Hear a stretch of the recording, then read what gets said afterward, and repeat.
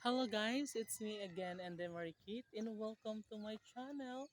Guys, tingnan niyo yung pong daan do, di ba nang nakaraan sobrang lubak-lubak at mataas pa po na ito. Pero ngayon guys, super flat and yeah, talagang pipit na pipit dahil sa kagagawa ng piso na iyon sa baba. Di ba? Sobrang nakaka-flatten siya ng lupa dito guys.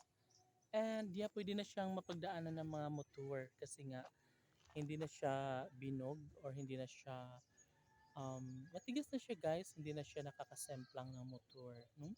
So, they can ride the motorcycle and yeah, pwede silang dumaan dito.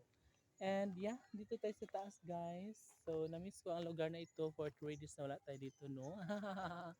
Pero ang bilis lang ng araw. No, mabilis lang ang araw. And thanks God guys kasi pumunta kami sa Manila pabalik at papunta at pabalik ay mayroong magandang panahon. Yes, thank you Lord na talagang maganda talaga ang biyahe namin sa eroplano. Yes, mabilis lang and walang bakel, walang hassle. And yeah, so dito natin sa taas guys, no? As you can see, yeah, makikita nyo po dito sa taas at talagang masabi mong wow, very, very, very nice talaga. Uh, diba? So, super love. And then, talagang magugustuhan nyo ito guys kasi malapit nang matapos ang mga bahay dito. Diba? Right now, talagang ninanais natin na mapadali ang pagtatapos ng mga pabahay dito guys kasi nga excited na ang ating mga kapitbahay para tuluyan ang makalipat para magkaroon na sila ng sariling matitirhan. Hello! Grabe no? And yeah. Hoy!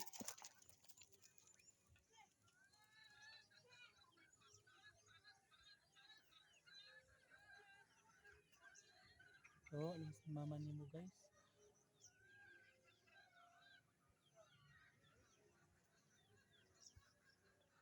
And yeah, oo, si mama no.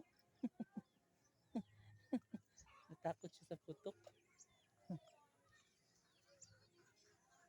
Kawawa naman si mama ko.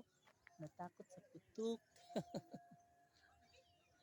Guys, kawawa yung aso namin guys kasi natakot. Kasi may nagpapaputok dito. Nang, alam mo yon.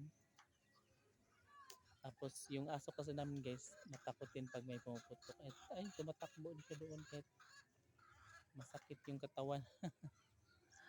Pero ganun talaga, hayaan nyo na siya. At si Dudong ko naman ay super gwapo. Dudong? Si Dudong kay matapang ba yan si Dudong? Ano, sanay siya sa mga putukan. Kaya still lang siya. So see you in my next video guys.